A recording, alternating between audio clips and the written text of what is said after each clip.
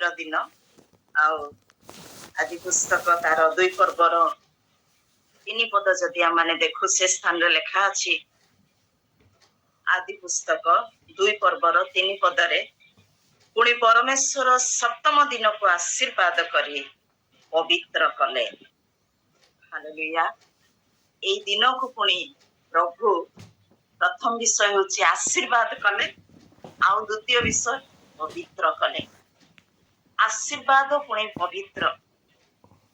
ତେଣୁ ଏଇ ଦିନକୁ ଯୋଉମାନେ ପବିତ୍ର ରୂପେ ପାଳନ କରନ୍ତି ନିଶ୍ଚୟ ପ୍ରଭୁ ତାଙ୍କ ଜୀବନରେ ଆଶୀର୍ବାଦ କରନ୍ତି। ମୋର ପ୍ରିୟ ମାନେ ଆମେ ଜାଣୁ ସମସ୍ତେ ଆଉ ବିଭିନ୍ନ ସ୍ଥାନରେ ଆଜିର ଦିନରେ ସେବା ଉପାସନା ଚାଲୁ ରହିବ ସକାଳୁ ପୁରା ସନ୍ଧ୍ୟା ପର୍ଯ୍ୟନ୍ତ ବିଭିନ୍ନ ଜାଗାରେ କୋଉଠି ସକାଳୁ କୋଉଟା 3ଟା ବେଳେ ଆଉ କେତେବେଳେ ମଧ୍ୟାହ୍ନ ସମୟରେ ଆଉ କୋଉ ମଣ୍ଡଳୀ ମାନଙ୍କରେ ଦିନ ସାରା ମଧ୍ୟ ଆଉ ଅନେକ ମଣ୍ଡଳୀ ମାନଙ୍କରେ ପ୍ରତ୍ୟେକ ରବିବାର ଦିନ ଆମେ ନିଜେ ଦେଖିଛୁ ଆଉ ସେମାନେ ପ୍ରଭୁ ଭୋଜ ମଧ୍ୟ କରନ୍ତି ପ୍ରତ୍ୟେକ ରବିବାର। ଏଇ ଦିନକୁ ପବିତ୍ର ଭାବରେ ଯୋଉମାନେ ପାଳନ କରନ୍ତି ସେମାନଙ୍କ ଜୀବନରେ ପ୍ରଭୁଙ୍କର ଆଶୀର୍ବାଦ ଆସେ। ହାଲେଲୁୟା। କାରଣ ଲେଖା ହେଲା ପ୍ରଭୁ ପୁଣି ସେଇ ଦିନକୁ ଆଶୀର୍ବାଦ କଲେ ବୋଲି।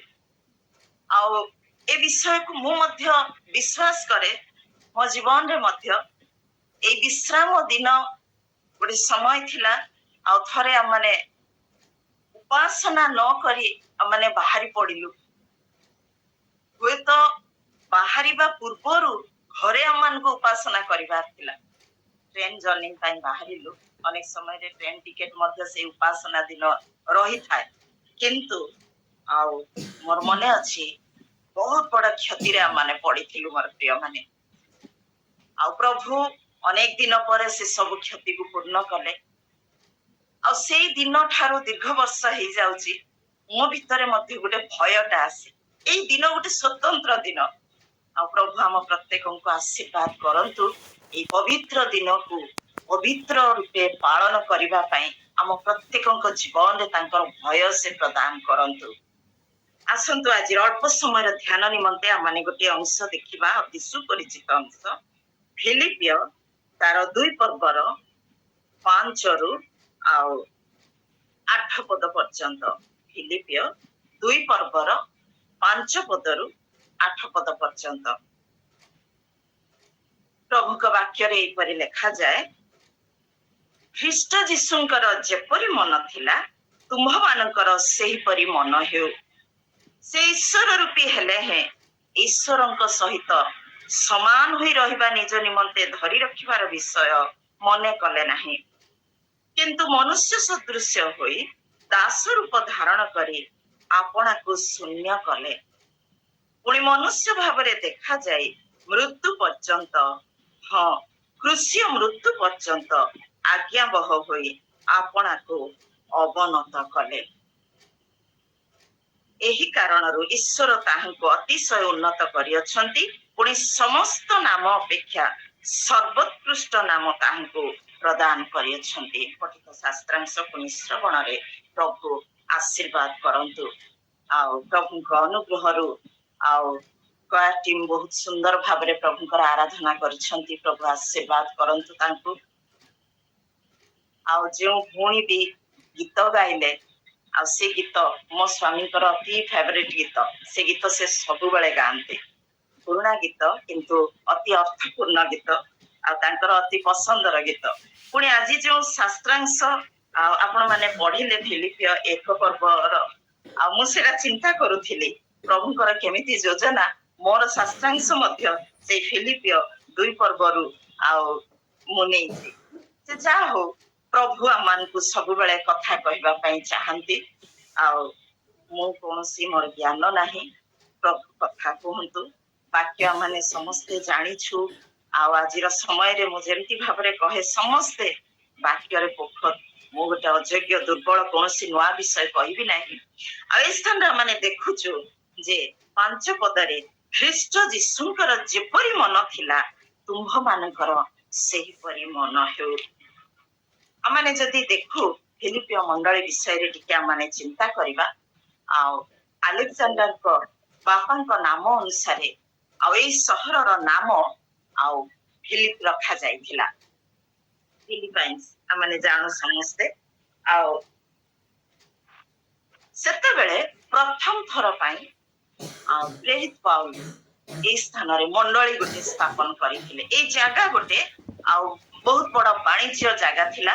ବର୍ତ୍ତମାନ ଯେମିତି ଆମେ ଦେଖୁଛୁ ବମ୍ବେ, ଦିଲ୍ଲୀ ବଡ ବଡ ସହର, ଆଉ ଠିକ ସେମିତି ଆଉ ଏ ଫିଲିପିଓ ସ୍ଥାନ ଗୋଟେ ବାଣିଜ୍ୟ କେନ୍ଦ୍ର। ବହୁତ ସବୁ କିଛି ବିଷୟ ସେ ସ୍ଥାନରେ ମିଳୁଥିଲା। ସୁଖ ସ୍ୱାଚ୍ଛନ୍ଦ୍ୟ ସବୁ କିଛି ଥିଲା। ଏବେ ପ୍ରଥମ ଥର ପ୍ରେରିତ ପାଉଲ ପ୍ରଭୁଙ୍କ ଅନୁଗ୍ରହରୁ ତାଙ୍କର ସେବା କାର୍ଯ୍ୟରେ এই ସ୍ଥାନରେ ମଣ୍ଡଳୀ ସ୍ଥାପନ କରିଥିଲେ। ଆମେ ସମସ୍ତେ ଏ ବିଷୟ ଜାଣିଛୁ, କେବଳ ମୁଁ ମନେ ପକେଇ ଦଉଛି। ତେବେ এই ମଣ୍ଡଳୀ ପ୍ରେରିତ ପାଉଲ ଥିବା ସମୟରେ ଅତି ସୁନ୍ଦର ଭାବରେ ଆତ୍ମାରେ ଉତ୍ତପ୍ତ ହେଇ ଉଦ୍ଦୀପନାର ସହିତ ଉତ୍ସାହର ସହିତ এই ମଣ୍ଡଳୀ ଦିନକୁ ଦିନ ଅଭିବୃଦ୍ଧି ହଉଥିଲା ମୋର ପ୍ରିୟମାନେ। ଆଉ ଯଦି ଆମେ ଦେଖୁ ଗୋଟେ ବିଶ୍ୱାସୀ ଜୀବନ ବା ମାଣ୍ଡଳିକ ଜୀବନ ହଉ, ତିନୋଟି ବିଷୟ ରହିବା ନିତାନ୍ତ ଆବଶ୍ୟକ, ଯାହାକି এই ମଣ୍ଡଳୀରେ ଥିଲା। ତିନୋଟି ବିଷୟ, ଯେମିତି ଆମେ ଦେଖୁଛୁ ଗୋଟିଏ ଚୁଲିରେ ହାଣ୍ଡିଟି ଉପରେ ରଖିବାକୁ ହେଲେ ଗୋଟିଏ ଚୁଲିର ତିନୋଟି ତାର ମୁଣ୍ଡି ଥାଏ। ଦୁଇଟା ମୁଣ୍ଡି ରଖିକି ତା ଉପରେ ହାଣ୍ଡି ରଖିଲେ କେବେ ମଧ୍ୟ ସେଟା ରହିବ ନାହିଁ। ତିନୋଟି ମୁଣ୍ଡି ଥିଲା ରହେ, ତାହେଲେ ଯାଇ ଚୁଲିଟା ବହୁତ ସୁନ୍ଦର ଭାବରେ ବି ଜଳେ, ପୁଣି ହାଣ୍ଡି ସୁନ୍ଦର ଭାବରେ ରହେ, ଯାହାକି ଆମେ ରୋଷେଇ କରୁ। ସେମିତି ମୋର ପ୍ରିୟ ମାନେ ଗୋଟିଏ ବିଶ୍ୱାସୀ ଜୀବନରେ ତିନୋଟି ବିଷୟ ପ୍ରଭୁ ସବୁବେଳେ ଆଶା କରନ୍ତି, ଯାହାକି ଏଇ ମଣ୍ଡଳୀରେ ତାହା ଥିଲା। ଆମେ ଦେଖିବା ପ୍ରଥମ ବିଷୟ ହଉଛି ଏଇ ମଣ୍ଡଳୀ ଗୋଟେ ପ୍ରାର୍ଥନାଶୀଳ ମଣ୍ଡଳୀ ଥିଲା। ଆମଙ୍କ ଜୀବନରେ ପ୍ରଭୁ ଅନୁଗ୍ରହ କରିଛନ୍ତି, ଆଉ ପ୍ରତ୍ୟେକଙ୍କର ବ୍ୟକ୍ତିଗତ ଜୀବନରେ ପ୍ରାର୍ଥନାମୟ ଜୀବନ କାଟିବା ପାଇଁ ନିଶ୍ଚୟ ଆପଣ ମାନେ ମଧ୍ୟ ଆଉ ଦିନକୁ କେତେ ସମୟ, ହୁଏତ କେତେ ମିନିଟ, ହୁଏତ କେତେ ଘଣ୍ଟା ପ୍ରଭୁଙ୍କ ନିମନ୍ତେ କେବଳ ପ୍ରାର୍ଥନାର ସମୟ ଦଉଥିବେ। ଆଉ ସେଟା ଆମେ ନିଜେ ନିଜକୁ ପଚାରୁ, ନିଜେ ନିଜକୁ ଜାଣୁ ଯେ ନିଶ୍ଚୟ ଆମେ ପ୍ରଭୁଙ୍କ ସହିତ ପ୍ରାର୍ଥନାର ଅର୍ଥ ତାଙ୍କ ସହିତ ଆମେ ଆଳାପ କରୁ, କଥାବାର୍ତ୍ତା ହଉ। ପ୍ରାର୍ଥନାରେ ଆମେ ପ୍ରଭୁଙ୍କ ସହିତ କଥା ହଉ, ବାକ୍ୟ ଦେଇ ପ୍ରଭୁ ଆମ ସହିତ କଥା ହୁଅନ୍ତି, ନୁହେଁ କି? ଆରାଧନା ଦ୍ଵାରା ସେ ଗୌରବ ପାଆନ୍ତି। ପ୍ରାର୍ଥନାମୟ ଜୀବନ ଏଇ ମଣ୍ଡଳୀର ଥିଲା। ଯଦି ଆମେ ଦେଖିବା ସେଇ ଫିଲିପିଓ 1:19 ପଦରେ ଲେଖାଯାଏ, ଫିଲିପିଓ 1:19 ପଦରେ ଲେଖାଯାଏ, କାରଣ ମୁଁ ଜାଣେ ଯେ ତୁମ୍ଭମାନଙ୍କ ନିବେଦନ ଓ ଯୀଶୁଖ୍ରୀଷ୍ଟଙ୍କ ଆତ୍ମାଙ୍କ ସାହାଯ୍ୟ ଦ୍ୱାରା ଏସବୁ ମୋହର ପରିତ୍ରାଣର ଅନୁକୂଳ ହେବ। ହାଲେଲୁୟା। ନିବେଦନ, ସେମାନେ ପ୍ରାର୍ଥନାଶୀଳ ଜୀବନ କାଟୁଥିଲେ। ଗୋଟେ ବିଶ୍ୱାସୀ ଜୀବନରେ ପ୍ରାର୍ଥନା ହଉଛି ଗୋଟେ ଶକ୍ତିଶାଳୀ ବିଷୟ। ଗୋଟେ ଶରୀରର ମେରୁର ହାଡ ଯେଭଳି ଶରୀରର ଶକ୍ତି, ସବୁ କିଛି ପାୱାର ସେଇଠି ଥାଏ, ଗୋଟେ ବିଶ୍ୱାସୀକୁ ପ୍ରାର୍ଥନାରେ ନିଜର ଆତ୍ମିକ ଜୀବନକୁ ଅଭିବୃଦ୍ଧି କରିବାରେ ସାହାଯ୍ୟ କରିଥାଏ। ଯଦି ପ୍ରାର୍ଥନା ଜୀବନ ନାହିଁ, ତାହେଲେ ଶୟତାନର ବିଭିନ୍ନ ବିଷୟରେ ସେ ବଶବର୍ତ୍ତୀ ହେଇପାରିବ। ପ୍ରଭୁ ଯୀଶୁ ଜଗତରେ ଥିବା ସମୟରେ ମଧ୍ୟ ପ୍ରାର୍ଥନା ବିଷୟରେ, ବାକ୍ୟର ଅନେକ ବିଷୟରେ ଆମେ ଦେଖୁଛୁ। ଜାଗି ରହି ପ୍ରାର୍ଥନା କର, ନିରନ୍ତର ପ୍ରାର୍ଥନା କର, ଯାହାକି ପ୍ରଭୁ ଯୀଶୁ ନିଜେ ମଧ୍ୟ ସମୟ ବାହାର କରି ତାଙ୍କର ସେବା କାର୍ଯ୍ୟ ଜୀବନରେ ବି ସେ ପିତାଙ୍କ ସହିତ ଆଳାପ କରୁଥିଲେ। ମୋର ପ୍ରିୟମାନେ, ଆମେ ଜାଣୁ ପ୍ରାର୍ଥନାଶୀଳ ଜୀବନ, ପ୍ରାର୍ଥନା ନିତାନ୍ତ ଆବଶ୍ୟକ। ପାରିବାରିକ ଭାବରେ, ମାଣ୍ଡଳିକ ଭାବରେ, ବ୍ୟକ୍ତିଗତ ଭାବରେ, ନିଜର ପରିବାର ନିମନ୍ତେ, ନିଜର ସନ୍ତାନ ସନ୍ତତି ନିମନ୍ତେ, ମଣ୍ଡଳୀ ନିମନ୍ତେ। ବାକ୍ୟରେ ଅନେକ ଜାଗାରେ ମା ମାନଙ୍କ ବିଷୟରେ ବି ଲେଖାଯାଏ, କେମିତି ଭାବରେ ନିଜ ନିଜ ସନ୍ତାନ ମାନଙ୍କ ନିମନ୍ତେ ସେମାନେ ପ୍ରାର୍ଥନା କରିବା ଆବଶ୍ୟକ। ବର୍ତ୍ତମାନ ପରିସ୍ଥିତି ଯେମିତି ଚାଲିଛି ଜଗତରେ, ବିବାହ ହଉଛି, ଅଳ୍ପ କିଛି ଦିନ ପରେ ଡିଭୋର୍ସ ହେଇଯାଉଛି, ଏହା ଗୋଟେ ସାଧାରଣ ହେଇଯାଇଛି। ସ୍ୱାମୀ ସ୍ତ୍ରୀର ମନ ମିଶୁ ନାହିଁ, ବିଭିନ୍ନ ପ୍ରକାର ପାପ, ବିଭିନ୍ନ ପ୍ରକାର ଲୋଭ, ହିଂସା, କଳହ, ଅପବିତ୍ରତା, दुर्बलता हिंसा कपट ए सब भरी जाउची प्रार्थना जीवन दुर्बल हेले शैतान सब विषय को से अधिकार करे मोर प्रिय माने आमने जानू समस्ते आ मो वाक्य कहवा समय मु कही अनेक प्रभु दास दासी मानकर जीवन रे प्रार्थना रे से माने कौन कौन कार्य सब करथिले अनेक जीवन रे प्रभु से प्रार्थनार जीवन देइछंती एबे मध्य जदि आमर पिलामान को जीवन रे प्रार्थनामय जीवन नाही ताले हम माने समान को शिक्षा देवा दरकार आ प्रार्थना द्वारा विश्वास रे जे कोनोसी विषय माने मागु प्रभु ताहा पूर्ण कर प्रार्थना नितांत आवश्यक मोर प्रिय माने दानिएल को जीवन रे एमिति भावरे से प्रार्थना रे अभ्यस्त हो जाइतिले प्रार्थना न कले से रहि पारु नथिले प्रार्थना न कले से रहि पारु नथिले एमिति समय आसिला जे एते बड़ परीक्षार सम्मुखीन तांको हेबाकू पड़िला हेले मध्ये से भय पले ना कारण से जानी थिले प्रार्थनार शक्ति केते प्रार्थना रे कोन हुए दाऊद मध्ये से प्रार्थना रे समय काटिथिले सब बेले से प्रभु को सहित आलाप करुथिले छोट छोट विषय रे संगे संगे दौड़ी जाए को पहाड़ तले किबा मेष चरुथिबा समय रे प्रभु को सहित से आलाप करुथिले संगीत माध्यम रे प्रार्थना माध्यम रे प्रभु को सहित तांकर संपर्क थिला मोर प्रिय माने मोर मने पड़े मु जेते बेले छोट थिली आउ एबे मोर जीवन रे सेटा हेई पारु नाही माने मोर मने अछि पंचम क्लास पढ़िबा समय रे मध्य मु जेते बेले बकली हॉस्टल रे थिली कटक रो बकली हॉस्टल रे मोर पेंसिल गोटे हजी गले मध्य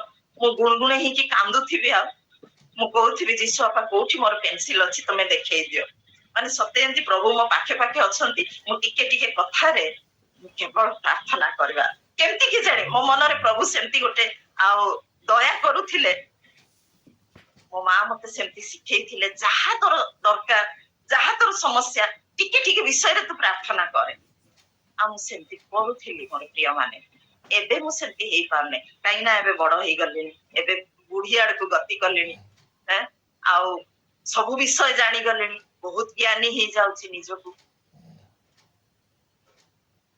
प्रार्थना रे हमको समय काटिबा को पड़िबो से सब विषय वर्णना करिबा पाए वर्तमान समय नै एई मंडली एक प्रार्थनाशील जीवन थिला प्रार्थना करी जीवन द्वितीय विषय माने देखिबा दानशील जीवन थिला एई मंडली जदि आपण माने पाइबे फिलिपियो 4 पर्वर तार 18 पद फिलिपियो 4 पर्वर 18 पद मु सबु पाई अछि पुणी मोहर प्रचुर अछि तुम्ह मानकर पठाई थिबा जेउ सब विषय एबादितंक पाखरु पाई अछि सेई सब मो पाई यथेष्ट जेते बेले प्रेरित पौल बंदीशाला को जाउ छंती आमाने जानू मंडली रो लोक माने अनेक विषय तांको साहाय्य पठाउथिले आ ए स्थान रे तार प्रमाण आमाने पाउछु आ ए मंडली गोटे दानशील मंडली थिला हालेलुया दानशील मंडली थिला आ ए मंडली रो जणे युवकंक हातरे एपाफ्रादित बोली लेखा अछि मंडली रो लोक माने प्रेरित पौलक निकट को से सब पठाउथिले गोटे दानशील मंडली मांडलिक भावरे हो व्यक्तिगत भावरे हो दानशील हेबा नितांत आवश्यक कारण पिता परमेश्वर प्रथम रही आम को शिखेले देवा निमंते कारण से जदि निजर पुत्र को देई न थांते मोर प्रिय माने आज आमे एंती भोर 4 बसी प्रभु का निमंते समय देई न थांतु पुणी मते एते आनंद लागे अनेक जूम रे मो आ प्रचार करिछि अनेक जूम रे मध्य अनेक समय रे अटेंड मध्य करिछि आउ ए जूम रे गोटे विषय मु देखे ठीक टाइम राइट टाइम ता पूर्वरु आउ प्रभु का आशीर्वाद रु समस्त जॉइन हे जाउ छथि तापरे प्रार्थना आरंभ होछि प्रभु आशीर्वाद करंतु सती कन्या सदृश ए जूम माध्यम रे ए विश्वासी मंडली को प्रभु अनुग्रह प्रदान करंतु दानशील मंडली हेबा आवश्यक दानकारी विश्वासी हेबा आवश्यक दान विषय रे माने समस्त जानू ଅନେକଙ୍କ ଜୀବନରେ ଅଭିଶପ୍ତ ଅଭିଶାପରେ ଶାପଗ୍ରସ୍ତ ବୋଲିକି ଲେଖା ଅଛି ବାକ୍ୟରେ। ଯଦି ଆମେ ଦେଖିବା ସେଇ ମଲାଖି ତାର 3 ପର୍ବର 8ରୁ 12 ପଦ ମଧ୍ୟରେ ଆମେ ଯଦି ଦେଖୁ ସେ ସ୍ଥାନରେ ଦଶମାଂଶ ବିଷୟରେ ମଧ୍ୟ ଲେଖା ଅଛି। ମନୁଷ୍ୟ କି ପରମେଶ୍ୱରଙ୍କ ଦ୍ରବ୍ୟ ଚୋରି କରିବ, ତଥାପି ତୁମ୍ଭେମାନେ ଆମ୍ଭର ଦ୍ରବ୍ୟ ଚୋରି କରୁଅଛ। ମାତ୍ର ତୁମ୍ଭେମାନେ କହୁଛ, ଆମ୍ଭେମାନେ କି ରୂପେ ତୁମ୍ଭର ଦ୍ରବ୍ୟକୁ ଚୋରି କରୁଅଛୁ? ଦଶମାଂଶରେ ଓ ନୈବେଦ୍ୟରେ ତୁମ୍ଭେମାନେ ଅଭିଶାପରେ ଶାପଗ୍ରସ୍ତ ହୋଇଅଛ, କାରଣ ତୁମ୍ଭେମାନେ ଏହି ସବୁ ଗୋଷ୍ଠୀ ଆମ୍ଭର ଦ୍ରବ୍ୟ ଚୋରି କରୁଅଛ। ମୋର ପ୍ରିୟମାନେ, ମୁଁ କହୁନାହିଁ ଆପଣ ମାନେ କରୁନାହାନ୍ତି ବୋଲି, ଆପଣ ମାନେ ବିଶ୍ୱସ୍ତ ଭାବରେ ଦାନ ଦଶମାଂଶ ଦଉଛନ୍ତି। ଲେଖା ଅଛି ଦଶମାଂଶ ପୁଣି ନୈବେଦ୍ୟ, 2ଟା ବିଷୟ। ଦାନ ଦେବା, ଅନେକଙ୍କ ଜୀବନରେ ଦାନ ଦେବା ବହୁତ କଷ୍ଟ ହେଇଯାଏ। ପ୍ରଭୁ ସବୁ କିଛି ଦେଇଥାନ୍ତି, କିନ୍ତୁ ପ୍ରଭୁଙ୍କ ନିମନ୍ତେ ଆଉ ଦାନ କରିବା ପାଇଁ ସେମାନଙ୍କର ହସ୍ତ ସଂକୁଚିତ ହେଇଥାଏ। କେତେ ଭୟଙ୍କର ବିଷୟ ଲେଖା ଅଛି ଯେ ଅଭିଶାପରେ ଶାପଗ୍ରସ୍ତ, ପୁରା ମୁଦ୍ରାଙ୍କିତ କରିଦିଅନ୍ତି ପୁଣି ପ୍ରଭୁ ଯୋଉମାନେ ପ୍ରଭୁଙ୍କର ଧନକୁ ଚୋରି କରନ୍ତି, ପ୍ରଭୁଙ୍କର ଧନକୁ ବାହାର କରନ୍ତି ନାହିଁ, ପ୍ରଭୁଙ୍କର ଧନକୁ ପ୍ରଭୁଙ୍କୁ ଦିଅନ୍ତି ନାହିଁ। ଲେଖା ଅଛି ଅଭିଶାପରେ ଶାପଗ୍ରସ୍ତ, ଅଭିଶପ୍ତ ହେଇଯାନ୍ତି। କେତେ ବଡ ଭୟଙ୍କର ବିଷୟ ଦେଖନ୍ତୁ।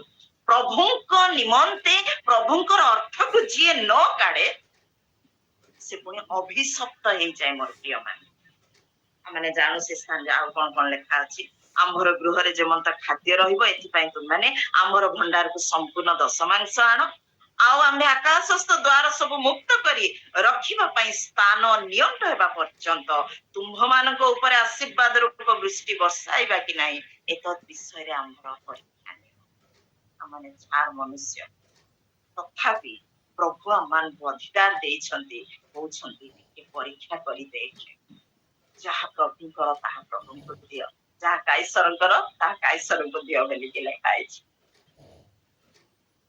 ଆଉ ଯୋଉମାନେ ଦଶମାଂଶ ଦିଅନ୍ତି, ଏଠି ଲେଖା ହେଇଛି ଆଶୀର୍ବାଦ ରୂପ ବୃଷ୍ଟି ବର୍ଷାଇବା କି ନାହିଁ। ବୃଷ୍ଟିର ଅର୍ଥ ହଉଛି ମୁଷଳ ଧାରାରେ ଯୋଉ ବର୍ଷା ପଡେ, ଝିପିରି ଝିପିରି ବର୍ଷା ବିଷୟ କୁହା ହେଇନି। ବୃଷ୍ଟି ବର୍ଷା ଆଶୀର୍ବାଦ ସେଇପରି ଭାବରେ ଏ ଜଗତରେ ମନୁଷ୍ୟମାନଙ୍କୁ ପ୍ରଭୁ ଦିଅନ୍ତି, ଯଦି ଠିକ ଭାବରେ କୁଣ୍ଠିତ ନ ହୋଇ ଉଦାରତା ଭାବରେ ହୃଷ୍ଟଚିତ ଭାବରେ ପ୍ରଭୁଙ୍କୁ ଦାନ ଦଉ। ଦଶମାଂଶ ବିଷୟରେ ତ ପୁରାତନ ନିୟମରେ ଲେଖା ହେଲା, କିନ୍ତୁ ନୂତନ ନିୟମରେ ତ ଲେଖା ଅଛି ଆଉ ପୂର୍ବ କାଳରେ ସମସ୍ତେ ସବୁ କିଛି ବିଷୟ ଆଣି ପ୍ରେରିତ ମାନଙ୍କ ନିକଟରେ ଦେଇ ଦଉଥିଲେ। ଦଶମାଂଶ ଠାରୁ ଯେତେ ଅଧିକ ଦେବା ତାଠାରୁ ଅଧିକ ଆଶୀର୍ବାଦ ପାଇବା, କିନ୍ତୁ ପର୍ଟିକୁଲାର ଏଠି ଏଇ ସ୍ଥାନରେ ଆମେ ଦେଖୁଛୁ ଦଶମାଂଶକୁ ଭୟର ସହିତ, ନମ୍ରତାର ସହିତ, ହୃଷ୍ଟଚିତ ଭାବରେ, ପ୍ରାର୍ଥନାର ସହିତ ଆମମାନେ ଯେତେବେଳେ ଦଉ ପ୍ରଭୁଙ୍କ ନିକଟରେ, ଆଉ ପ୍ରଭୁ ତାକୁ ଗ୍ରହଣ କରନ୍ତି। ମୋର ପ୍ରିୟ ମାନେ, କାରଣ ହବଲ ବି ଦଉଥିଲା, କଇନ ବି ଦଉଥିଲା, 2 ଜଣ ଯାକ ଦଉଥିଲେ, କିନ୍ତୁ ପ୍ରଭୁ ହବେଲଙ୍କର ନୈବେଦ୍ୟକୁ ଗ୍ରହଣ କରୁଥିଲେ, କଇନଙ୍କର ନାହିଁ। ସେ ସବୁ ବିଷୟ ମାନେ ଜାଣୁ। ଆମମାନେ ପ୍ରାର୍ଥନା କରିବା ଦରକାର ଯେ ପ୍ରଭୁ ତୁମେ ଏଇ ଦାନକୁ ଗ୍ରହଣ କର। ଖାଲି ଦେଇଦେଲେ ହବ ନାହିଁ। ଜୀର୍ଣ୍ଣ ଶୀର୍ଣ୍ଣ ବିଭିନ୍ନ ବିଷୟରେ ସେ ସବୁ ଆମେ ଜାଣୁ। ପୁରୁଣା ନୋଟ ହେଇଥିବ, ଅଳ୍ପ ହେଇଥିବ, ଖୁଚୁରା ପଇସା ହେଇଥିବ। ଦଶମାଂଶ ଅନେକ ଭାବନ୍ତି 100 ଟଙ୍କା ଦେଇଦେଲେ ହେଇଗଲା, 200 ଟଙ୍କା ଦେଇଦେଲେ ମୋର ହେଇଗଲା। କେବେ ନାହିଁ। ମୁଁ କହିଛି ଏ ବିଷୟରେ, ବୋଧେ ନିଶ୍ଚୟ ମୁଁ କହିଛି। ପୁଣି ଆମ୍ଭେ ତୁମମାନଙ୍କ ସକାଶେ ଗ୍ରାସ କରିକି ଧମକାଇବା, ତହିଁରେ ସେ ତୁମମାନଙ୍କର ଭୂମିର ଫଳ ନଷ୍ଟ କରିବ ନାହିଁ, କିମ୍ବା କ୍ଷେତ୍ରରେ ତୁମମାନଙ୍କର ଦ୍ରାକ୍ଷାଲତାର ଫଳ ଅକାଳରେ ଛଡିବ ନାହିଁ। ଯାବତୀୟ ଗୋଷ୍ଠୀ ତୁମ୍ଭମାନଙ୍କୁ ସୁଖୀ ବୋଲିବେ ବୋଲିକି ଲେଖା ଅଛି। ମୋର ପ୍ରିୟ ମାନେ, ଏକ ସୁଖୀ ପରିବାର, ମନୋହର ଦେଶ ହେବ ବୋଲିକି ଲେଖା ଅଛି। ସୈନ୍ୟାଧିପତି ସଦାପ୍ରଭୁ ଏଇ କଥା କହନ୍ତି ବୋଲି ଲେଖା ଅଛି। ଆପଣ ମାନଙ୍କର ପୁଅ ମାନଙ୍କ ପାଇଁ ଉତ୍ତମ ଉତ୍ତମ ବୋହୂ ଦେବେ ପ୍ରଭୁ, ଝିଅ ମାନଙ୍କ ପାଇଁ ଉତ୍ତମ ଉତ୍ତମ ଜୋଇଁ ଦେବେ। परिवार शांति श्रृंखला ए जगत पापमय दुखपूर्ण आइब कहवा अनुसार तथापि मध्य प्रभु आनंदर सहित सब किछि विषय को प्रभु सफल करिवे अभिशाप दूरे जीव सुख आसीब कारण प्रभु वाक्य रे प्रभु प्रकाश करछि तेणुकरी এই মণ্ডলী ଏକ ଦାନଶୀଳ ମଣ୍ଡଳୀ ଥିଲା ଆମମାନଙ୍କୁ ପ୍ରଭୁ ଶିଖାନ୍ତି ଦାନ ଦେବା ନିମନ୍ତେ ଆପଣ ମାନେ ଯେ ଦଉନାହାନ୍ତି ସେ କଥା ନାହିଁ ଆପଣ ମାନେ କରୁଛନ୍ତି କିନ୍ତୁ ଆଉ ଥରେ କେବଳ ମନେ ମୁଁ ପକେଇ ଦଉଛି ସବୁ କିଛି ବିଷୟ ଠିକ ଭାବରେ ଆମମାନଙ୍କୁ ପ୍ରଭୁଙ୍କ ନିକଟରେ ରଖିବାର ଅଛି ତାପରେ ତୃତୀୟ ବିଷୟ ମାନେ ଦେଖିବା ପ୍ରଥମ ହଉଛି ପ୍ରାର୍ଥନାକାରୀ ଦ୍ୱିତୀୟରେ ହଉଛି ଦାନଶୀଳ ତୃତୀୟ ବିଷୟ ହଉଛି এই ମଣ୍ଡଳୀ ସେବାକାରୀ ମଣ୍ଡଳୀ ଥିଲା ହାଲେଲୁୟା ସେବାକାରୀ ପ୍ରାର୍ଥନାରେ ଏକତ୍ର ହେବା ତାପରେ ଦାନ କାଢିବା ତାପରେ ସେବା ନିମନ୍ତେ ପ୍ରସ୍ତୁତ କରିବା এই ମଣ୍ଡଳୀ ସେବାକାରୀ ମଣ୍ଡଳୀ ଥିଲା ପ୍ରଭୁଙ୍କ ସେବା ନିମନ୍ତେ এই ମଣ୍ଡଳୀ ବ୍ୟବହାର କରୁଥିଲେ ମୋର ପ୍ରିୟମାନେ ଯଦି ଦାନ ନଥିବ ଅର୍ଥ ନଥିବ ଆମେ ଗୋଟିଏ ପ୍ରଭୁଙ୍କ ସେବା ନିମନ୍ତେ କୌଣସି ବିଷୟ କରିପାରିବା ନାହିଁ ଆଉ এই ମଣ୍ଡଳୀ ସେବାକାରୀ ମଣ୍ଡଳୀ ଥିଲା ଯଦି ଆପଣ ମାନେ ପାଇବେ ଫିଲିପିଓ 1 ପର୍ବର 4 ପଦ ଫିଲିପିଓ 1 ପର୍ବର 4 ପଦ ପ୍ରଥମ ଦିନ ଠାରୁ ଆଜି ପର୍ଯ୍ୟନ୍ତ ସୁସମାଚାରର ପକ୍ଷରେ ତୁମ୍ଭମାନଙ୍କ ସହଭାଗିତା ହେତୁ ତୁମ୍ଭମାନଙ୍କ ନିମନ୍ତେ ସର୍ବଦା ମୁଁ ମୋର ପ୍ରତ୍ୟେକ ପ୍ରାର୍ଥନାରେ ଆନନ୍ଦ ସହ ନିବେଦନ କରୁଅଛି ହାଲେଲୁୟା ସେବା ସୁସମାଚାର ପକ୍ଷରେ ସହଭାଗିତା ହେତୁ ସେମାନେ ସେବା କାର୍ଯ୍ୟ କରୁଥିଲେ ମଣ୍ଡଳୀ କେମିତି ଭାବରେ ଅଭିବୃଦ୍ଧି ହେବ ଗୋଟିଏ ଗୋଟିଏ ରବିବାରରେ ଗୋଟିଏ ଗୋଟିଏ ଆତ୍ମା କେମିତି ଆସିବ ମଣ୍ଡଳୀରେ ଯେତିକି ବିଶ୍ୱାସୀ ଥିବେ ଆଉ ସେମାନଙ୍କୁ ସେମିତି ଶିକ୍ଷା ଦିଆଯାଉଥିଲା ଯୋଉ ଦ୍ୱାରା କି ସେମାନେ ଯାଇ ଅନ୍ୟମାନଙ୍କୁ ପ୍ରଭୁଙ୍କ ବିଷୟରେ କହୁଥିଲେ ଆଉ ଦିନକୁ ଦିନ এই ମଣ୍ଡଳୀର ଆତ୍ମିକ ଉଦ୍ଦୀପନାରେ ଯେମିତି ଆଉ ବଢୁଥିଲା ଗୋଟିଏ ଗୋଟିଏ ଆତ୍ମା ଆସି ଯୋଡି ହଉଥିଲେ ସେବା କରିବା ନିମନ୍ତେ ଆମମାନେ ମାଣ୍ଡଳିକ ଭାବରେ ଜଣକୁ ଦି ଜଣକୁ ପ୍ରସ୍ତୁତ କରୁ ସେମାନଙ୍କୁ ମାସିକ କିଛି ସାହାଯ୍ୟ ଦଉ ସେମାନଙ୍କର ସେବା କାର୍ଯ୍ୟ ନିମନ୍ତେ ଯେମିତି ଭାବରେ ମଣ୍ଡଳୀ ଗ୍ରୋଥ ହବ ଗୋଟେ ଗୋଟେ ଆତ୍ମା ଲାଭ ହବ ମଣ୍ଡଳୀର ମଧ୍ୟ ଅନେକ କର୍ତ୍ତବ୍ୟ ରହିଛି ଆଉ ବର୍ତ୍ତମାନ ସମୟରେ ଆମମାନେ ଶୁଣୁଛୁ ବି ଦେଖୁଛୁ ମଧ୍ୟ ପ୍ରତ୍ୟେକ ମଣ୍ଡଳୀରେ ଅନେକ ପ୍ରଚାରକ ମାନଙ୍କୁ ମଧ୍ୟ ରଖିବା ପାଇଁ ପ୍ରଭୁ ସେମାନଙ୍କୁ ଅନୁଗ୍ରହ କରୁଛନ୍ତି ବିଭିନ୍ନ ଜାଗାରେ ସେମାନେ ରହୁଛନ୍ତି ସେମାନଙ୍କୁ କିଛି କିଛି ସାହାଯ୍ୟ ଦିଆ ହଉଛି ଆଉ ସେମାନେ ସେବା କାର୍ଯ୍ୟ କରୁଛନ୍ତି ଆଉ ନିଜେ ମଧ୍ୟ ବୋଝର ସହିତ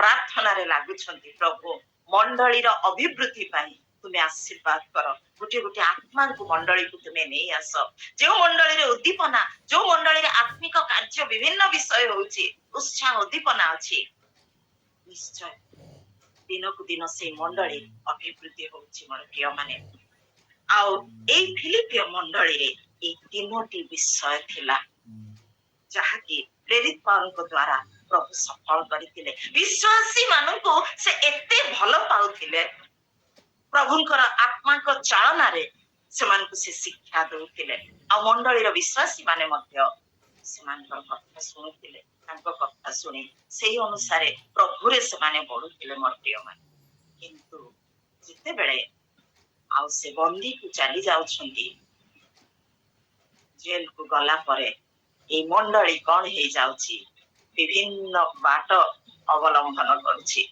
এই ମଣ୍ଡଳୀ ଛିନ୍ନ ଭିନ୍ନ ହେଇଯାଉଛି ମୋର ପ୍ରିୟମାନେ ମଣ୍ଡଳୀ ଯେତେବେଳେ ଛିନ୍ନ ଭିନ୍ନ ହେଇଯାଉଛି ଧୀରେ ଧୀରେ ଧୀରେ ଧୀରେ ବିଶ୍ୱାସୀ ମାନେ ଜଣେ ଜଣେ ଉଣା ହେଇଯାଉଛନ୍ତି ଉପାସନାକୁ ଆସୁନାହାନ୍ତି ଏ ସବୁ ଖବର ସେ ଏପାଫ୍ରୋଦିତଙ୍କ ଠାରୁ ସବୁ ଖବର ପାଉଛନ୍ତି ସେ ବୋଝର ସହିତ ପଚାରୁଛନ୍ତି ମଣ୍ଡଳୀ ଏବେ କେମିତି ଚାଲିଛି ଆଉ ସେ ଶୁଣିକି ଦୁଃଖ ପ୍ରକାଶ କରୁଛନ୍ତି ବାକ୍ୟରେ ଲେଖାଯାଏ ଆଉ ସେଇ ଫିଲିପିଓ ପୁସ୍ତକ ତାର 3 ପର୍ବର ଆଉ 18 ପଦରେ ଲେଖା ଅଛି ସେ ଅନେକ ଥର ଚିଠି ଲେଖି ଲେଖି ସେ ପଠାଉଛନ୍ତି ମଣ୍ଡଳୀକୁ ତୁମ୍ଭେମାନେ ପରିବର୍ତ୍ତନ ହୁଅ ତୁମମାନଙ୍କର ହୃଦୟ ପରିବର୍ତ୍ତନ ହଉ ଆଉ ଏ ସ୍ଥାନରେ ଲେଖା ଅଛି କାନ୍ଦି କାନ୍ଦି କହୁଅଛି ବୋଲି ଲେଖା ଅଛି କେତେ ବଡ ବୋଝ ପ୍ରାପ୍ତ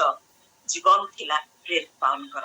ସେ କାନ୍ଦି କାନ୍ଦି ସେ ମଣ୍ଡଳୀକୁ ପତ୍ର ଲେଖୁଛନ୍ତି। ଅନେକ ଥର ଚିଠି ଲେଖିଲା ପରେ ସବୁ ବିଷୟ ବୁଝି ପାରୁଛନ୍ତି। ତାଙ୍କର ହୃଦୟ ଭାଙ୍ଗି ଯାଉଛି। ଯେଉଁଠାରେ ସେ ଚାଷ କରିଥିଲେ, ଗଛ ଲଗେଇଥିଲେ, ଫଳ ଫଳୁଥିଲା, ଧୀରେ ଧୀରେ ସେ ଫଳ କୁଆଡେ କେମିତି ନଷ୍ଟ ହେଇଯାଉଛି। ଆଉ ତାଙ୍କୁ ସେ ବହୁତ କଷ୍ଟ ହଉଛି ମୋର ପ୍ରିୟ ମାନେ। ପ୍ରକୃତରେ ଯୋଉମାନେ ସେବା କାର୍ଯ୍ୟ କରନ୍ତି, ପ୍ରକୃତ ଭାବରେ ପ୍ରଭୁ ସେମାନଙ୍କୁ ସେ ବୋଝ ଦିଅନ୍ତି ମୋର ପ୍ରିୟ ମାନେ। ସବୁବେଳେ ବିଶ୍ୱାସୀ ମାନଙ୍କ ନିମନ୍ତେ ବୋଝ ପ୍ରାପ୍ତ ସହିତ ସେମାନେ ପ୍ରାର୍ଥନା କରନ୍ତି ପ୍ରଭୁଙ୍କ ନିକଟରେ। ପ୍ରଭୁଙ୍କ ନିକଟରେ ସେମାନଙ୍କର ସମସ୍ତ ଦୁଃଖ ସମସ୍ୟାକୁ ସେ ରଖନ୍ତି। କିନ୍ତୁ ଯେତେବେଳେ ଗୋଟିଏ ବିଶ୍ୱାସୀ ଚାଲି ଯାଉଛି, ବ୍ୟାକସ୍ଲାଇଡ୍ ହେଇଯାଉଛି, ସେଇ ସମୟରେ ବୋଝ ପ୍ରାପ୍ତ ମିଶନେରୀ ବା ବୋଝ ପ୍ରାପ୍ତ ପ୍ରଭୁଙ୍କର ଦାସ ଦାସୀ ମାନଙ୍କର ହୃଦୟ ବିଦାରିତ ହେଇଯାଏ। ନିଜର ସନ୍ତାନ ପରି ସେମାନେ ପ୍ରଭୁଙ୍କ ନିକଟରେ କ୍ରନ୍ଦନ କରନ୍ତି ମୋର ପ୍ରିୟ ମାନେ। ଆଉ ଏସବୁ ଅନୁଭବ ମୁଁ ମୋ ପରିବାରରେ ମଧ୍ୟ ଅନୁଭବ କରିଛି। ମୋ ବାପାଙ୍କ ଜୀବନରେ ଦେଖିଛି। ଆମେ ଦେଖୁଛୁ ଅନେକ ଥର ଯେତେବେଳେ ଗୋଟିଏ ବିଶ୍ୱାସୀର କିଛି ଗୋଟେ ବିଷୟ ହେଇଯାଏ। ମୋର ମନେ ପଡେ ଆଉ 22ଟା ମଣ୍ଡଳୀ ସ୍ଥାପନ ଯେତେବେଳେ ହେଲା ମୋ ବାବାଙ୍କର, ବାବା ଜଣେ ଲୋକ ଯେମିତି ଗୋଟେ କିଆରୀରେ ଚାରିପଟ ବେଢ ଦିଆଯାଏ, ଠିକ ସେମିତି ବାବା ସେ ବିଶ୍ୱାସୀ ମାନଙ୍କୁ ସେହିପରି ଭାବରେ ପଢେଇ ନଉଥିଲେ। କେମିତି ଭାବରେ ପ୍ରଭୁ ଶକ୍ତି ଦଉଥିଲେ। ସେ ଭିତରେ ଅନେକ ତାଡନା, ଅନେକ ମାନେ ମାରିଦବୁ, ଗୁଣି କରିଦବୁ, ବିଭିନ୍ନ ଥର ଗୁଣି କରିବା ପାଇଁ ଚେଷ୍ଟା କରିଛନ୍ତି। ଏସବୁକୁ ମଧ୍ୟ ଭ୍ରୁକ୍ଷେପ ନ କରି ପ୍ରାର୍ଥନାର ସହିତ ସେ ବିଶ୍ୱାସୀ ମାନଙ୍କର ଦେଶପାଳକ ଭାବରେ ମୋ ବାବା ବହୁତ ସୁନ୍ଦର ଭାବରେ ପ୍ରଭୁ ତାଙ୍କୁ ଶକ୍ତି ଦଉଥିଲେ। କିନ୍ତୁ ଏବେ ଆମେ ଶୁଣୁଛୁ ଯେତେବେଳେ ବାବା ରିଟାୟାର୍ଡ ହେଇଗଲେ, କଟକ ମଣ୍ଡଳୀକୁ ସବୁ କିଛି ମଣ୍ଡଳୀକୁ ହ୍ୟାଣ୍ଡଓଭର କରିଦେଲେ। ଯାହା ନିୟମ ଅଛି, ଗୋଟିଏ ମଣ୍ଡଳୀ ମଧ୍ୟ ବାବା ହାତରେ ରଖିଲେନି। କାରଣ ମୁଁ ତାଙ୍କର ଆଉ ସାହାଯ୍ୟ ପାଇଛି, ଏ ଫଳ ମୁଁ ନେଇପାରିବିନି ବୋଲି। ସେମାନେ ମଧ୍ୟ ସବୁ ମଣ୍ଡଳୀ ଯେତେବେଳେ ନେଇଗଲେ, ବର୍ତ୍ତମାନ ଆମେ ଦେଖୁଛୁ ଗୋଟିଏ ମଣ୍ଡଳୀରେ 10ଟା ସଂସ୍ଥା ପଶି ଯାଉଛନ୍ତି। ବିଶ୍ୱାସୀ ମାନଙ୍କର ବିଶ୍ୱାସର ମତ ଏପଟ ସେପଟ ମଧ୍ୟ ହେଇଯାଉଛି। ଏସବୁ ବିଷୟ ବିଶ୍ୱାସୀ ମାନେ ଠିକ ଭାବରେ ଅଭିବୃଦ୍ଧି ହେବା ଗୋଟିଏ ପାଳକଙ୍କର କର୍ତ୍ତବ୍ୟ। ଆଉ ଯେତେବେଳେ ମେଷ ପାଳକ ପଲରୁ ଅଲଗା ହେଇଯାଆନ୍ତି, ସାଙ୍ଗେ ସାଙ୍ଗେ ଶୈତାନ ବିଭିନ୍ନ ମାଧ୍ୟମରେ କାର୍ଯ୍ୟ କରେ।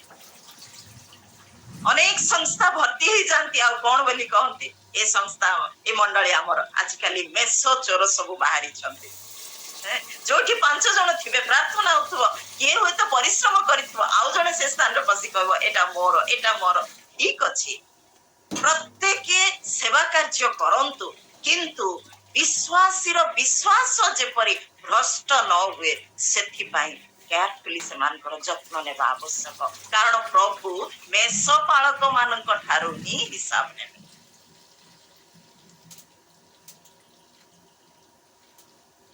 ପ୍ରେରିତ ପାଉଲଙ୍କର ବୋଝ ଥିଲା, ସେ କାନ୍ଦି କାନ୍ଦି ଲେଖୁଛନ୍ତି। ଅନେକ ଥର ଚିଠି ଦେଲା ପରେ ଆଉ ଶେଷରେ ଏଇ ସ୍ଥାନରେ ଲେଖା ଅଛି କଣ ବୋଲି, ଖ୍ରୀଷ୍ଟ ଯୀଶୁଙ୍କର ଯେମିତି ମନ ଥିଲା ତୁମମାନଙ୍କର ସେହିପରି ମନ ହେଉ।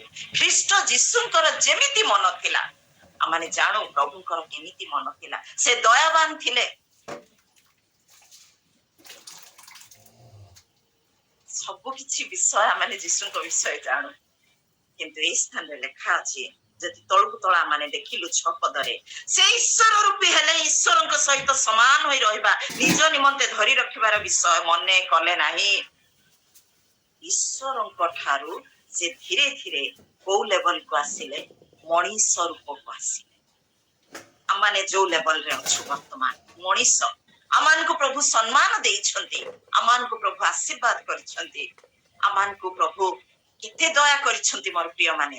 ଖତରାଶିରୁ ଉଠେଇ କୁଳିନ ମାନଙ୍କ ସହିତ ସମାନ କରନ୍ତି ସେ। କିନ୍ତୁ ତାପରେ କଣ ଲେଖା ଅଛି, କିନ୍ତୁ ମନୁଷ୍ୟ ସଦୃଶ୍ୟ ହୋଇ ଦାସ ରୂପ ଧାରଣ କଲେ। ଆମମାନଙ୍କ ଠାରୁ ଆହୁରି ତଳକୁ ସେ ଯାଇଛନ୍ତି। ଦାସର ଅର୍ଥ ଆମମାନେ ଜାଣୁ, ଦାସମାନଙ୍କର କାର୍ଯ୍ୟ କଣ।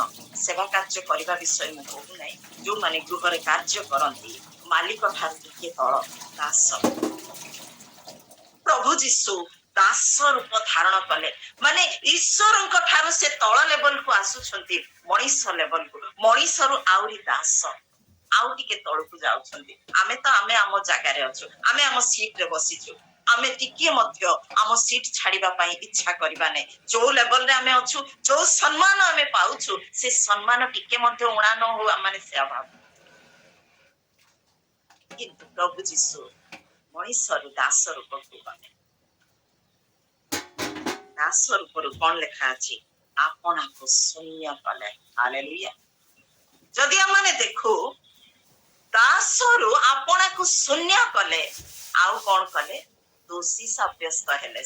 ସେ ଗୋଟେ ଦୋଷୀ ହେଲେ। ମୋର ପ୍ରିୟ ମାନେ, ଗୋଟିଏ ଘରେ ଜଣେ ଦାସୀ ଯଦି କାମ କରୁଛି, କିଛି ଗୋଟେ ବିଷୟ ଚୋରି ହେଇଗଲା, ଆମର ସୁନା ହଉ ରୂପା ହଉ ଯାହା କିଛି ବିଷୟ ଚୋରି ହେଇଗଲା, ସେ ନେଇ ନଥିବ, କିନ୍ତୁ ବିନା ଦୋଷରେ ମଧ୍ୟ ତାକୁ ଅନେକ ସମୟରେ ଆମେ କଣ କରୁ? ସେ କାର୍ଯ୍ୟ କରୁଛି, ସେ ହିଁ ନେଇଛି, ଦୋଷୀ କରିଦଉ। ପ୍ରଭୁ ଯୀଶୁ କିଛି ପାପ କରିନଥିଲେ ମୋର ପ୍ରିୟ ମାନେ, କିନ୍ତୁ ସେ ଦୋଷୀ ମଧ୍ୟ ସାବ୍ୟସ୍ତ ହେଲେ। ଦୋଷୀ ହେଲେ ସେ କେତେ ତଳକୁ ତଳକୁ ତଳକୁ ସେ ଖସି ଆସିଲେ, କେବଳ ଆପଣଙ୍କର ପରିତ୍ରାଣ ପାଇଁ, ମୋ ପରିତ୍ରାଣ ପାଇଁ। ଏଇ ନମ୍ରତାର ବିଷୟକୁ ପ୍ରେରିତ ପାଉଲ ଫିଲିପିୟ ମଣ୍ଡଳୀକୁ ଲେଖୁଛନ୍ତି କାନ୍ଦି କାନ୍ଦି, ଖ୍ରୀଷ୍ଟ ଯୀଶୁଙ୍କର ଯେମିତି ମନ ଥିଲା, ସେଇପରି ନମ୍ରତାର ଜୀବନ ପ୍ରତ୍ୟେକଙ୍କର ହଉ, ନହେଲେ ଆମମାନଙ୍କର ହୃଦୟ ପରିବର୍ତ୍ତନ ହେବ ନାହିଁ। ସେ ସ୍ଥାନରେ ଲେଖା ଅଛି ଯେ ବାକ୍ୟରେ କୃଷ ପୁଣି ସେମାନଙ୍କ ନିମନ୍ତେ କଣ ଗୋଟିଏ ଶତ୍ରୁ ବୋଲିକି ଲେଖା ଅଛି। ସେ ସ୍ଥାନରେ ଲେଖା ଅଛି ସେଇ 3 ପର୍ବର ଆଉ 18 ପଦରେ, ଯେଉଁମାନଙ୍କର ଆଚରଣ ବିଷୟରେ ମୁଁ ତୁମମାନଙ୍କୁ ଥରକୁ ଥର କହୁଅଛି, ଆଉ ବର୍ତ୍ତମାନ ମଧ୍ୟ କାନ୍ଦି କାନ୍ଦି କହୁଅଛି, ସେମାନେ ଖ୍ରୀଷ୍ଟଙ୍କ କୃଷର ଶତ୍ରୁ, ସେମାନଙ୍କ ପରିଣାମ ବିନାଶ, ଉଦର ସେମାନଙ୍କର ଦେବତା। ଅନେକ ସମୟରେ ପେଟ ପାଇଁ କାର୍ଯ୍ୟ କରନ୍ତି, କେବଳ ଖାଦ୍ୟ ବସ୍ତ୍ର ବାସଗୃହ ପାଇଁ ପ୍ରଭୁଙ୍କ ନିମନ୍ତେ ବାହାରନ୍ତି, କିନ୍ତୁ ପ୍ରଭୁ କହନ୍ତି, ଲଙ୍ଗଳରେ ହାତ ଦେଇ କେବେ ମଧ୍ୟ ପଛକୁ ଅନାଅ ନାହିଁ। ତୁମମାନଙ୍କର ସେବା କାର୍ଯ୍ୟ ଜୀବନ ହଉ, ଧର୍ମମୟ ଜୀବନ ହଉ, ଆତ୍ମିକ ଜୀବନ ହଉ, କୌଣସି ଲାଳସାରେ ତୁମମାନେ କର ନାହିଁ। ପ୍ରେରିତ ପାଉଲ ଯେମିତି କହିଲେ, ମୁଁ ମୋର ଲକ୍ଷ୍ୟ ସ୍ଥଳକୁ ଦୌଡୁଛି, ସେ ଶେଷରେ ସେ ପୁରସ୍କାର ପାଇବା ନିମନ୍ତେ। ହାଲେଲୁୟା। ଆମମାନଙ୍କ ଜୀବନରେ ପ୍ରଭୁ ତାହା ହିଁ କରନ୍ତୁ। ଖ୍ରୀଷ୍ଟ ଯୀଶୁଙ୍କର ଯେମିତି ମନ ଥିଲା, ତୁମମାନଙ୍କର ସେହିପରି ମନ ହଉ, ସେଇ ନମ୍ରତାର ଜୀବନ ଆସୁ। ନିଜକୁ ଶୂନ୍ୟ କରିଦିଅ, ନିଜକୁ ଗର୍ବ କରିକି କୌଣସି ବିଷୟ ତମେ ହାସଲ କରିପାରିବ ନାହିଁ। ଆଜି ଆମମାନଙ୍କୁ ମଧ୍ୟ ପ୍ରଭୁ ସେଇ କଥା କହନ୍ତି, ଆମମାନେ ପ୍ରଭୁଙ୍କ ପରି ମନ ହଉ। ଯେ ପର୍ଯ୍ୟନ୍ତ ନମ୍ରତା ନ ଆସିଛି, ଆମେ ଅନ୍ୟକୁ ଶ୍ରେୟସ୍କର ମଣି ପାରିବା ନାହିଁ। ମୁଁ ହିଁ ବଡ, ଆଉ ସବୁ ସାନ, ସେଇ ମନ ଆସିବ। ପ୍ରଭୁ କହନ୍ତି, ଏ ଜଗତରେ ହୁଏତ ସାନ ହେଇପାରୁ, ପ୍ରଭୁଙ୍କ ଦୃଷ୍ଟିରେ ସେ ଉଚ୍ଚ। ପ୍ରଭୁ ଗ୍ରହଣ କରନ୍ତି ସେଇପରି ଜୀବନକୁ। ତେଣୁ ମୋର ପ୍ରିୟ ମାନେ, ପ୍ରଭୁ ଆମ ପ୍ରତ୍ୟେକଙ୍କୁ ଏ ବାକ୍ୟ ଦେଇ କଥା କୁହନ୍ତୁ, ପ୍ରଭୁଙ୍କର ଯେମିତି ମନ ଥିଲା, ଆମେ ପ୍ରଭୁଙ୍କ ସହିତ ତ ସମାନ ହେଇପାରିବା ନାହିଁ, କିନ୍ତୁ ନିଶ୍ଚୟ ଆମେ ଚେଷ୍ଟା କରିବା। ପ୍ରଭୁଙ୍କର ଯେମିତି ହୃଦୟ ଥିଲା, ଦୟାର ମନ ଥିଲା, ନମ୍ରତାର ଜୀବନ ଥିଲା, ସେ ଆମମାନଙ୍କ ନିମନ୍ତେ ଏତେ ତଳକୁ ଖସି ଆସିଲେ, ଆମମାନେ ପ୍ରଭୁଙ୍କ ପାଇଁ ନିଜକୁ ଶୂନ୍ୟ କରିଦଉ। କିଛି ନହୁ ପ୍ରଭୁ, ଆମେ ତୁମେ ହିଁ ଆମର ସବୁ କିଛି, ତୁମେ ଥିଲେ ଆମର ସବୁ କିଛି। ଆଉ ଯେତେବେଳେ ଆମମାନେ ନିଜକୁ ପ୍ରଭୁଙ୍କ ନିକଟରେ ସମର୍ପଣ କରୁ, ପ୍ରଭୁ ଆମମାନଙ୍କୁ ସେ ଏକ ଉପଯୋଗୀ ପାତ୍ର କରି ଏ ଜଗତରେ ବ୍ୟବହାର କରନ୍ତି, ଆଉ ତାଙ୍କ ନାମକୁ ସେ ଉଚ୍ଚୀକୃତ କରନ୍ତି। ପ୍ରଭୁ ଏ ଅଳ୍ପ ଚିନ୍ତାରେ ଆମ ପ୍ରତ୍ୟେକଙ୍କୁ ଆଶୀର୍ବାଦ କରନ୍ତୁ।